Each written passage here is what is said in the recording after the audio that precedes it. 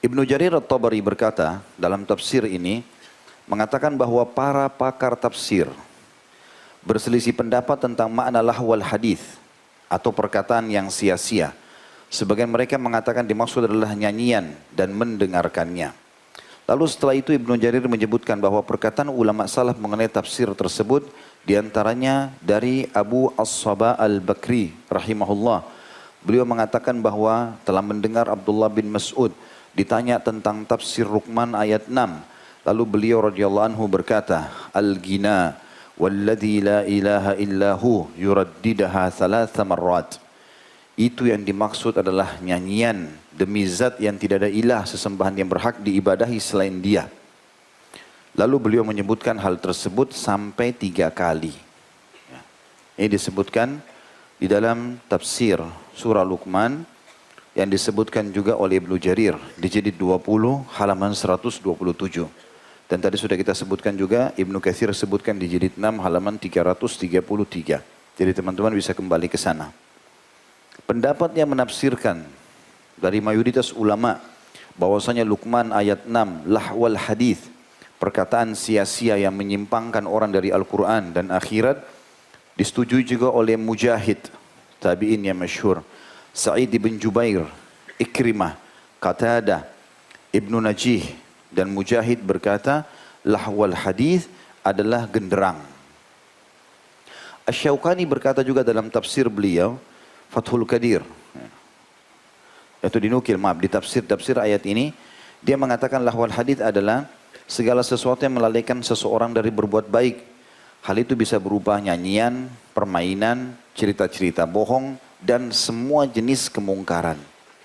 Tapi nyanyian disebutkan oleh Syaukani. Asy-Syaukani menukil juga perkataan Qurtubi yang mengatakan, Qurtubi juga punya tafsir, yang mengatakan bahwa tafsiran yang paling bagus dalam makna lahwal hadis yang disepakati oleh umumnya ahli tafsir adalah nyanyian. Dan ini yang dinukil dari pendapat para tabi'in dan para sahabat dan tabi'in. Dan ini disebutkan dalam Fathul Qadir di jilid 5 halaman 484.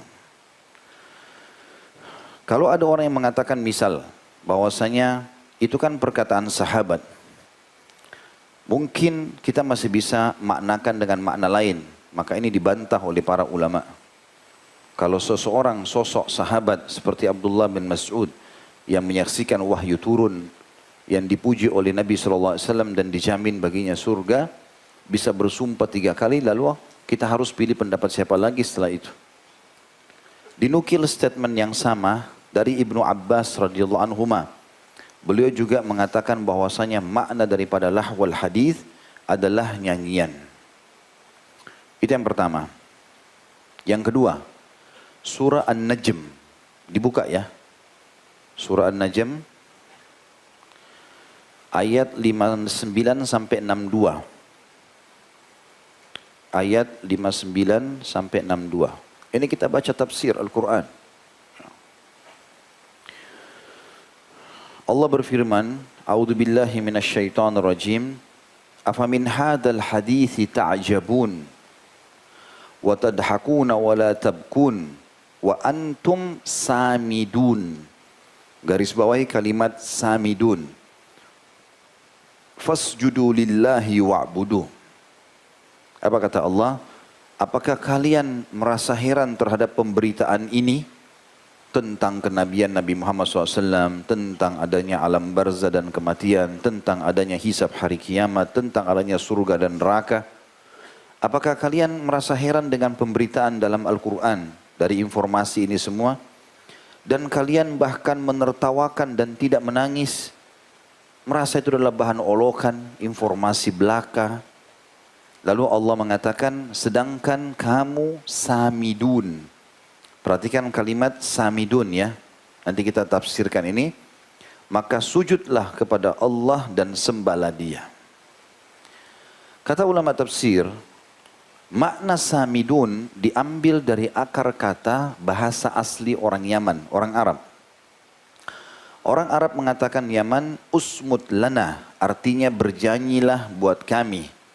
Dan ini pendapat yang paling kuat yang diambil oleh Ibnu Abbas dari Ikrimah, ya, radhiyallahu anhuma. Ikrimah mengatakan mereka biasa mendengarkan Al-Quran, namun mereka malah bernyanyi. Mereka malas mendengarkan Al-Quran, lalu mereka bernyanyi. Ya. Kemudian turunlah ayat ini, surah An-Najm yang tadi disebutkan ayat 59 sampai 62. Kata sebagian ulama tafsir, kalau memang Allah Subhanahu wa Ta'ala menyebutkan tentang kenabian Nabi Muhammad SAW, kebenaran risalahnya, tentang kematian, tentang alam barzah, tentang surga dan neraka, dan Allah suruh kita menangis, jangan tertawa, kita punya persiapan untuk itu. Lalu Allah bilang, ya, kenapa kalian tertawa dan tidak menangis dan kalian samidun, artinya kalian sibuk menyanyi-nyanyi. Gitu. Sehingga akhirnya Al-Quran itu dilupakan. Itu makna tafsirnya. Silakan. Antum mau kembali ke tafsir silakan. Itu dijelaskan dalam banyak ya. Di antaranya disebutkan oleh disebutkan oleh Ibnu Jarir tadi. Kemudian juga Ibnu Qayyim menyebutkan dalam Ighatsatul Lahfan di jilid 1 halaman 258. Itu semua atau dua buah ayat dari Al-Quran yang ditafsirkan oleh para ulama salaf berhubungan dengan masalah nyanyian tadi. Sekarang kita dengarkan hadis-hadis yang berhubungan dengan masalah itu. Hadis yang pertama adalah hadis yang masyhur Abu Malik Al-Asy'ari radhiyallahu anhu, bahwasanya beliau mendengarkan dari Nabi SAW.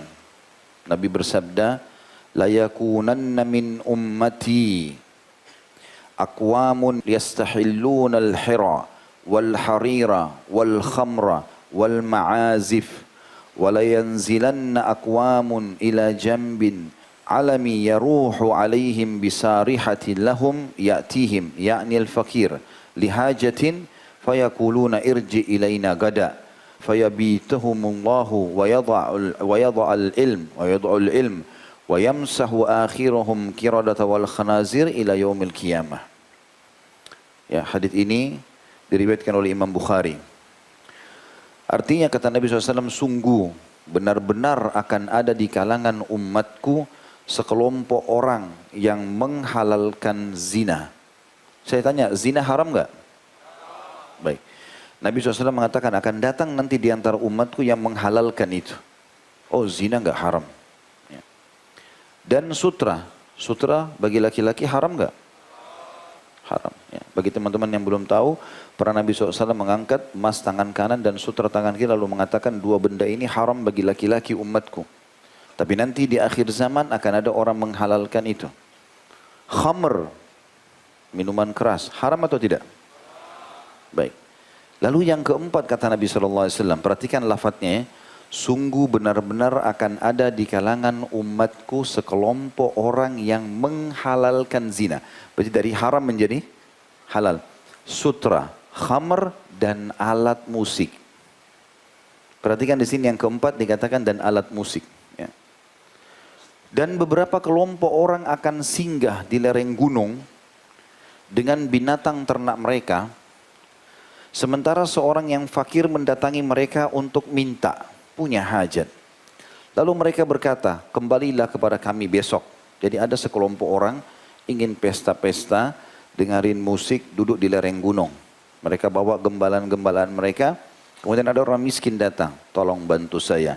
Mereka mengatakan, kembalilah pada kami besok. Karena malam ini kita mau pesta. Kemudian Allah mendatangkan siksaan kepada mereka. Dan menimpahkan gunung kepada mereka. Serta Allah mengubah sebagian mereka menjadi kera dan babi hingga hari kiamat. Hadis ini dinilai sahih oleh umumnya ulama. Di antaranya Ibnu Taimiyah menyebutkan dalam kitab Al-Istiqamah. Jilid 1 halaman 294. Ibnu Qayyim Al-Jauzi dalam Ighatsatul Lahfan. Jilid 1 halaman 259. Penilaian senada juga dinilai oleh An-Nawawi, Ibnu Rajab Al-Hambali, Ibnu Hajar, dan Asy-Syaukani rahimahumullah. Semuanya itu menyatakan bahwasanya hadis ini sahih, kecuali ada satu ulama Spanyol yang bernama Ibnu Hazm. Ibnu Hazm mengatakan bahwasanya hadis ini ya, tidak tersambung antara Bukhari dengan gurunya yang bernama Hisham bin Ammar. Tetapi ini sudah dibahas oleh Ibnu Qayyim rahimahullah. Beliau membahas dengan banyak sekali poin-poin yang membantah pernyataan Ibnu Hazm. Ibnu Qayyim rahimahullah mengatakan, yang pertama telah disepakati oleh para ulama hadis kalau Bukhari benar-benar bertemu dengan Hisham bin Ammar dan beliau benar mendengar darinya, karena Imam Bukhari mensyaratkan untuk belajar ilmu hadis mendengar langsung dari lisan orang yang menyebutkan. Yang kedua, Imam Bukhari menegaskan di sini dengan lafaz jazm, ya, artinya penekanan. Jika beliau mengatakan dengan lafaz jazm, sudah pasti beliau mendengarkan langsung dari Hisham, dan ini yang paling mungkin karena sangat banyak orang yang meriwayatkan hadis dari Hisham, dan Hisham adalah guru hadis yang masyhur. Bukan cuma Imam Bukhari yang belajar dari beliau, tapi banyak ulama yang lain. Adapun Bukhari adalah seorang hamba yang tidak mungkin melakukan tadlis atau kecurangan dalam periwayatan, karena beliau sangat dipercaya. Juga jawaban yang ketiga, Ibnu Qayyim rahimahullah mengatakan Imam Bukhari memasukkan hadis ini dalam kitabnya yang dikenal dengan As-Sahih, yang tentu saja hal itu bisa dijadikan hujah atau dalil. Seandainya hadis tersebut tidaklah sahih menurut Bukhari, lalu mengapa ia memasukkan hadis tersebut dalam kitab sahihnya? Ya. Sementara Imam Bukhari itu rahimahullah, kalau beliau mau tulis hadis di dalam kitab Sahih Bukharinya, itu beliau mencari tahu sumber langsung. Kalau ada orang bilang si fulan mendengar dari fulan, dicari tahu dari mana dia sumber aslinya ini, hadis ini. Ditemui sama dia, ditanya benar dari dia, dicari tahu tentang orang itu jujur atau tidak, baru diambil hadisnya. Itu pun sebelum ditulis di buku beliau, beliau sholat dulu 2 rakaat. Minta petunjuk sama Allah. Ini benar gak? Kalau benar hatinya tenang, ditulis sama dia. Makanya dari sekian ratus ribu hadis yang dihafal, ditulis dalam kitab Sahih Bukhari 6 ribuan sekian hadis. Ya. Maka ini hadis masuk dalam situ. Yang keempat, Al-Bukhari membawakan hadis ini secara muallak atau ditulis di bagian bawah buku beliau.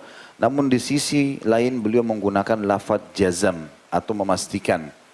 Dan di sini beliau bukan menggunakan istilah tamrid atau hanya perkataan telah diriwayatkan, tapi beliau memastikan kalau langsung Hisham mengucapkan kalimat tersebut, arti meriwayatkan dari situ. Maka ini sudah jelas bahwasanya memang ini diterima oleh Bukhari, dan Imam Bukhari umumnya kaum muslimin menerima hadisnya. Begitu juga yang kelima, seandainya berbagai alasan tadi yang 4 itu Ibnu Qayyim bilang ditolak, maka hadis ini tetap sahih karena bersambung, karena dilihat atau dinilai dari sanadnya atau jalurnya. Sebagaimana dijelaskan dalam hadis yang lain atau dikuatkan dengan hadis yang lain, yaitu hadis disebutkan Ibnu Hibban, Ibnu Majah, dan disahihkan oleh Syekh Albani. Hadisnya adalah yang menguatkan itu ya. Kata baginda Nabi SAW dari Abu Malik Al-Asy'ari, sama orangnya radhiyallahu anhum, la yashrabanna nasum min ummatil khamra yusammunaha bighairi ismiha yu'zafu ala ru'usihim bil ma'azif wal mughanniyat yakhsifullahu bihim al-arda wa yaj'alu minhum al-qirarata wal khanazir. Sungguh akan ada orang-orang dari umatku yang meminum khamr, lalu mereka menamakannya dengan selain namanya, ya, mengubah namanya. Ini tidak beralkohol lah, ini begitulah, apa saja, atau minum sedikit saja nggak apa-apa. Mereka dihibur dengan musik dan alunan suara biduanita atau para wanita penyanyi ya. Allah akan membenamkan mereka ke dalam bumi, dan dia Allah akan mengubah bentuk mereka menjadi kerah dan babi. Hadis ini sahih diriwayatkan Ibnu Majah dan Ibnu Hibban. Ya. Sebagian ulama hadis mengatakan dimaksud juga di sini dikutuk oleh Allah, diubah wajah mereka bisa berubah menjadi seperti hewan. Atau memang dasarnya pada saat mereka ditenggelamkan oleh Allah karena longsor, karena banjir, ya, ditenggelamkan oleh Allah, dan mereka bercampur baur dengan tanah yang kotor, akhirnya muka mereka berubah seperti hewan ini. Hadis yang ketiga dari Nafi' rahimahullah, Maula Ibnu Umar radhiyallahu anhuma. Ini dikenal dengan sanad emas dalam hadis. Kalau dari Imam Malik ke Nafi', ke Abdullah bin Umar. Ini sanad yang luar biasa dipercaya. Beliau mengatakan, Sami'a Ibnu Umar sauta zammari atau zammarah ra'i zammara ra'i fawada'a isba'aihi fi udhunayhi wa 'adala rahilatahu 'anit tariq wa huwa yaqul ya Nafi' atasma' fa aqulu na'am qala fayamdi hatta qultu la qala fawada'a yadayhi wa 'ada ar-rahilata ila at-tariq wa qala ra'aitu Rasulullah sallallahu alaihi wasallam wa sami'a lamma sami'a sauta zammarati ra'i fasana'a mithla hadha. Ibnu Umar berkata, kata Nafi', maaf, Ibnu Umar pernah mendengar suara seruling dari seorang pengembala. Kan biasa pengembala-pengembala itu kan meniupkan serulingnya. Pernah satu kali Ibnu Umar lewat dan mendengar ada serulingnya seorang pengembala. Lalu beliau menyumbat kedua tangannya atau telinganya, menyumbat kedua telinganya dengan kedua jarinya. Jadi dimasukkan jari di kupingnya, ditutup dua-duanya. Lalu beliau berkata, wahai Nafi', apa kau masih dengar suara itu? Kata Nafi', iya. Maka Abdullah bin Umar terus saja menjauh sampai aku mengatakan aku sudah tidak mendengarnya. Pada saat aku mengatakan aku sudah tidak mendengar, artinya sudah jauh seruling itu, maka Ibnu Umar kembali ke jalur utama, kemudian melanjutkan perjalanan. Di sini teman-teman sekalian, Abdullah bin Umar lalu mengatakan, ini nasihatnya, beginilah aku melihat Rasulullah SAW ketika mendengar suara seruling dari seorang pengembala. Beliau melakukan seperti yang aku lakukan tadi. Hadis ini sanadnya hasan, diriwayatkan Imam Ahmad dalam musnad beliau. Hadis ini sangat jelas sekali bagaimana umat Islam seharusnya memahami dari pernyataan ya, para sahabat tadi disebutkan hadis ya. Tentang ada umat ini yang menghalalkan musik bersamaan dengan zina, khamar, ya. Dan subhanallah, kalau kita lihat tempat-tempat hiburan sekarang, ini kayak seperti bersaudara, ya. Harus kalau ada khamar, ya, akan ada musik, akan ada zina. Ya, apalah namanya sekarang, karaoke, diskotika, ya ini sudah tempatnya, ya. Dan subhanallah, ini kata para ulama, amal-amal soleh seperti juga jiwa orang ya. Jiwa orang yang baik, orang yang soleh, suka dekat sama orang yang soleh. Orang yang fasik suka sama orang yang fasik. Amal soleh juga begitu. Sekali kita buka pintu amal soleh, maka dia bisa menyebabkan kita buat amal soleh yang lain. Sekali antum jujur, akan baca Quran, antum akan berzikir, antum akan berdoa, antum akan berkata yang baik. Itu satu paket. Ya, sebagaimana yang lainnya juga ini satu paket. Ya. Dan ini tidak mungkin bersatu. Kata para ulama, ya, bisa dikatakan mustahil kalau musik itu bersatu dengan Al-Quran. Karena yang satu adalah jelas kalamullah, sementara yang satu dijuluki dengan mazamirus syaitan oleh Nabi alaihi salatu wassalam. Nanti akan kita jelaskan hadisnya berhubungan dengan masalah itu. Kita akan dengarkan sebagian pernyataan salafus saleh berhubungan dengan masalah nyanyian ini. Ibnu Mas'ud berkata, selain daripada tafsir tadi Luqman ayat 6 dan ayat 7, beliau mengatakan nyanyian menumbuhkan kemunafikan dalam hati, sebagaimana air menumbuhkan sayuran. Al-Qasim bin Muhammad pernah ditanya tentang nyanyian. Lalu beliau menjawab, aku melarang nyanyian padamu dan aku membenci jika engkau mendengarnya. Lalu orang tadi menyatakan, apakah nyanyian itu haram? Al-Qasim pun mengatakan, wahai anak saudaraku. Ini kalau bahasa santun mengambil atau menasihati orang. Jika Allah telah memisahkan yang benar dan yang keliru, lantas pada posisi mana Allah meletakkan nyanyian? Artinya Allah menyebutkan dalam tafsir Luqman. Ini Al-Quran, 5 ayat pertama, dan ayat 6 dan ayat 7 disebutkan nyanyian. Lalu di mana kau ingin letakkan nyanyian? Kau mau halalkan kah? Gitu. Umar bin Abdul Aziz pernah menulis surat kepada guru yang mengajarkan anaknya. Isinya diantaranya adalah, hendaklah yang pertama kali diyakini oleh anak-anakku dari budi pekertinya, supaya akhlaknya bagus, dia bisa hafal Quran, dia bisa menerima ajaran agama yang kau ajarkan, adalah lahirkan kebencian pada nyanyian. Karena nyanyian itu berasal dari syaitan dan ujung akhirnya adalah murka Allah. Ini perkataan Umar bin Abdul Aziz rahimahullah. Aku mengetahui dari para ulama yang terpercaya bahwa mendengarkan nyanyian dan alat musik serta gandrung padanya hanya akan menumbuhkan kemunafikan dalam hati sebagaimana air menumbuhkan rumputan. Demi Allah, kata beliau, menjaga diri dengan meninggalkan nyanyian sebenarnya lebih mudah bagi orang yang memiliki kecerdasan daripada bercokolnya kemunafikan dalam hati. Sekarang kita pindah teman-teman sekalian ke pendapat imam madhab. 4 imam madhab. Abu Hanifah rahimahullah pernah ditanya tentang musik. Maka beliau mengatakan atau beliau membenci nyanyian dan menganggap mendengarnya sebagai satu perbuatan dosa. Imam Malik rahimahullah juga pernah ditanya, barang siapa yang membeli budak, kata beliau, di pasar, lalu ternyata budak tersebut adalah seorang biduanita atau penyanyi, maka hendaklah dia kembalikan budak tadi karena terdapat aib padanya. Imam Syafi'i berkata, ini tadi itu Imam Malik ya, kita sudah sebutkan juga tadi Abu Hanifah. Imam Syafi'i berkata rahimahullah, nyanyian adalah suatu hal yang sia-sia yang tidak aku sukai. Karena nyanyian itu adalah seperti kebatilan. Siapa saja yang sudah kecanduan mendengarkan nyanyian, maka persaksiannya ditolak. Tidak boleh dijadikan saksi menikah, tidak boleh dijadikan saksi utang piutang, ditolak. Hanya dengan dengar saja. Dan Imam Ahmad, madhab yang keempat, rahimahullah, Ahmad bin Hanbal berkata, nyanyian itu menumbuhkan kemunafikan dalam hati dan aku pun tidak menyukainya. Ini masih sama, Talbis Iblis di halaman 280.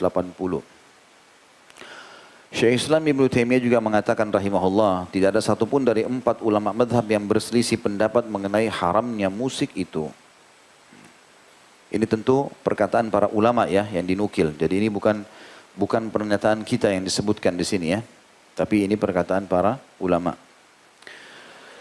Saya kuatkan lagi ada pendapat lain disebutkan dalam buku Ruhul Ma'ani di halaman 21 jilid 21 halaman 67. Ini buku khusus berbicara tentang madhab Hanafi. Dinukil di situ bahwasanya Abu Hanifah rahimahullah berkata nyanyian itu adalah haram dalam semua agama. Buku ini karya Al-Alusi, Ruhul Ma'ani, jilid 21 halaman 67. Dan At-Tabari berkata, Abu Hanifah membenci nyanyian dan menghukum perbuatan mendengar nyanyian adalah dosa. Sebagaimana Ibnu Qayyim nukil tadi dalam Talbisu Iblis.